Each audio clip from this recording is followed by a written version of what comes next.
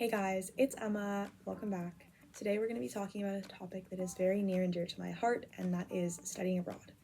Without further ado, let's get into it.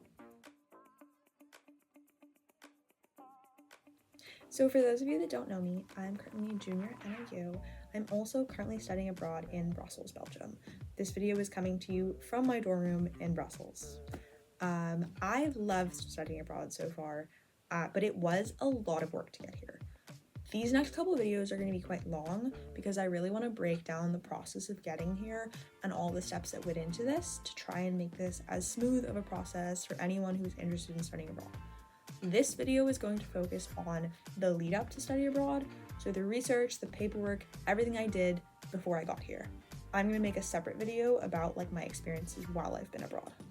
But yeah, let's go.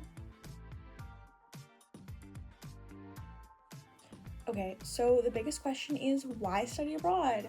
For me, that was really easy. I always knew I wanted to study abroad. I've loved traveling ever since I was young, and I've known since I was about 14 or 15 that I wanted to study abroad. Beyond that, I also think it's a great opportunity to travel, have new experiences, meet new people, all while you're relatively unfinancially burdened.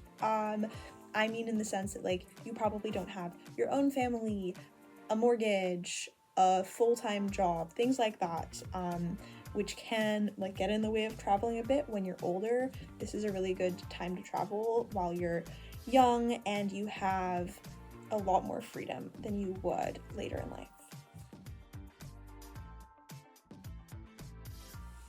Okay, let's talk research. This is a really important part of the pre-study abroad process. I recommend starting researching pretty early. I started researching about a year and a half before I left. Usually you don't have to do it that far in advance, but the program that I wanted to be in only had one spot. I ended up not even doing that program. I originally wanted to go to Prague. I'm currently in Brussels, obviously. So researching not only the top choice, but also some backups because life will probably throw you some curveballs. One of the first things to consider is finances, at least it was for me. Look at the different types of study abroad programs that your school offers. There are different types of programs that do and don't accept current scholarships that you might be on at your university. I'm not going to go too in depth on this one because I want to keep it super general so that this could apply to any university, not just NAU, which is where I am. But looking at financials and cost was probably the biggest factor for me, as I would imagine it would be for a lot of people. Some programs will accept your scholarships and some won't. The ones that don't accept your scholarships do tend to be more expensive. I would say about 10 to 20,000 just in fees, tuition, room and board, that sort of stuff. I was lucky enough that my program, my scholarships covered it, so I didn't pay more than I would back at NAU. Next, I would say look at location. First, narrow it down to the continent you want to go to, whether that's Europe, South America, Asia, you name it. And then beyond that, look at the geography. So if you want to live in the mountains, if you want to live by the beach, are you more of a small town person, big city person? I personally chose Brussels because it's a big city, and so we have 2 international airports that are about an hour from here. And so I can get around Europe really easily. It's also a pretty central location. So Paris is 3 hours, London is 2 hours, Germany is 3 or 4 hours depending on where you go. I can get around really easily. And also flights from big cities are usually a lot cheaper. So Ryanair flights, you can get them for $30 or $40 round trip if you look at the right places and the right times. That was a big thing for me. And then also something to consider that I really didn't think about, but I think that you should, is the weather. The weather is kind of important because you will be spending 6 months to a year if you study abroad for 1 semester or a full year.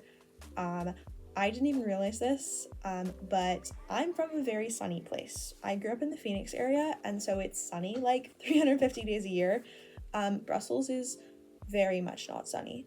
It's cloudy and rainy like 75% of the time, and I really didn't realize how much the weather affected a place, affected your mood and whatnot.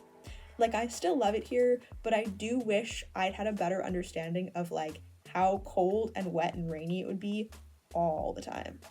Okay, and then as far as academics and classes, usually there's two types of study abroad programs. There's the type where you just do general electives, and then there's the type where you do classes specific to your degree. General electives are a lot more chill, and you can pretty much go anywhere and take whatever classes you want. I would say most people do this. I'm doing classes for my degree, and so I had to make sure that my host university, which is the one I'm at now, had my degree and had classes that would line up with my home university. That advisors should be able to help with, but it's good to at least know if they have your specific fields. Colleges will usually have a search filter for all of these things that I just listed. I know on NAU's website you can filter by region, you can filter by country, by degree, by length. It should be pretty easy for you to find all of this. You're not just blindly Googling, which is good. Okay, so advising is probably going to be your best friend during this process. I have two advisors. I have a study abroad advisor and an academic advisor. I would recommend starting to talk to a study abroad advisor first before you get too deep into the research process. I talked to a study abroad advisor almost 2 years before I studied abroad. I don't think it's ever really too early. They're going to be able to point you in the right direction, recommend some programs to you, show you some stuff that you might have not found on your own. Once you talk to them, do your own research, and then probably make a follow-up appointment with them and say, hey, I found these programs, what do you think? And then from there, the academic advisors usually get involved once you've picked a school and started doing the application process. Okay, I won't get too much into the actual application process because this is going to vary based on the schools, and I want to make a more general video.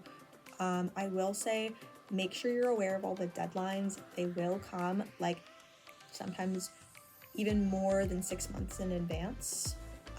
For me, the application process was mostly just paperwork. There wasn't a whole lot of extra. I didn't have to write an essay or do any of that stuff, but depending on the selectiveness of your program and what your school's requirements are, you may have to do more college application, scholarship application type of questions. Okay, another huge part of this is documents. If you leave the country, you're going to need a US passport. You do have to get that several months before you go abroad.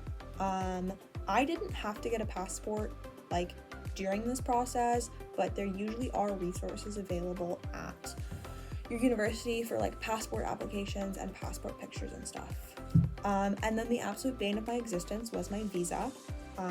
If you are abroad in Europe for more than 90 days, you need a student visa. I don't know about other continents, but it's generally the same. You need a visa in pretty much any country. This application, I'm not gonna lie to you, is going to suck.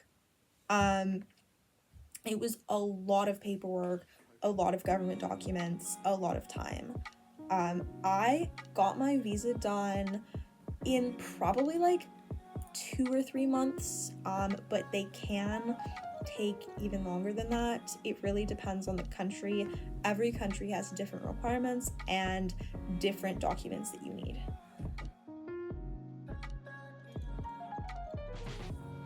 The question everyone is probably wondering now is, Emma, how much does this all cost? I'm going to be super transparent with you guys in this video. I do think it's important knowing about the financial side of this before you study abroad and if you're looking into it.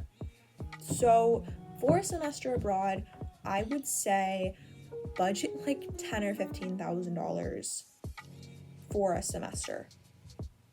That sounds crazy, I know, but I'm going to break it down for you and show you guys how this can actually be possible, even on a student budget. Okay, so my first expense was my visa. It probably cost about $1,000 overall. Every country is going to be different for this, and so it really depends.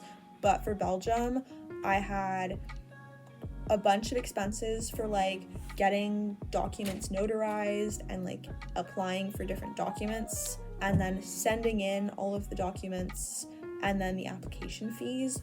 Overall was probably about $1,000. The next expense is going to be airfare. I would say international flights range from about $800 to $1,000 round trip, depending on how far in advance you book and like how far away you're going. But I would say budget for about $500 each way. Okay, the rest of the expenses are going to be quite subjective to the place, so I would recommend looking into like what the cost of living is in the locations you're looking into. There are tools online, I'm going to link some of those in the description, where you can compare like cities that you're looking at studying in versus like cities you currently live in. So you can compare like the prices of groceries, the prices of rent, just to get an estimate. I would say housing, $4,000 to $6,000. Again, it really depends on where you live. And then a couple $1,000s for food, for traveling. This one is going to determine your budget. I've done quite a lot of traveling. You can budget travel, it's true. Budget traveling is also more expensive than you think it's going to be. Like all the videos you see online of people saying they only spend like $1 a day, you can't do that in most places. Even like on a strict budget, you will be spending a couple $1,000s on travel if you want to see the world quite a bit. This also doesn't include tuition. I'm not factoring in tuition because this one's also going to be heavily dependent on where you go to school, and if you're paying tuition fees to your home university or to your host university. Okay, I think these are the main things that I looked into before going abroad. My best advice for you guys is to start this early. I know this seems really overwhelming. This did not all happen overnight. This was like months and months and months of research and applications and meetings and advising. Advisors are there for you. Talk to your study abroad advisors. That is probably the best place to start. They can help you out in this whole process. They can also usually put you in contact with people who've already studied abroad at the places that you're interested in. It can be really helpful to talk to somebody who's been to the places. They can give you like a first-hand account of like the vibes of the place. Also, look online, look at blogs, look at TikTok. I think TikTok is genuinely one of the most helpful resources for traveling because people of like modern generations use TikTok a lot, and they'll be really honest on there more than like other platforms. I highly recommend studying abroad to you guys. It has not been easy getting here. There were some challenges, but I would 100% do it all again if it meant that I got to come here. It has been some of the most fun 4 or 5 months of my life so far. I've traveled so many places, I've seen so many things. All the pictures from the slideshow have been things I've seen on my travels. Yeah, do it. If you're not sure, do some research, talk to some people, but do it. I've also linked a checklist of some helpful like things to look into in the description if you want like a physical reminder. But yeah, I'm going to be making another video in the coming weeks about my experiences since being abroad. As always, feel free to reach out to us if you need any help with anything or just want guidance about things like studying abroad or just like college in general. We're always here. Link is in our bio. Okay, see you guys next time. Bye.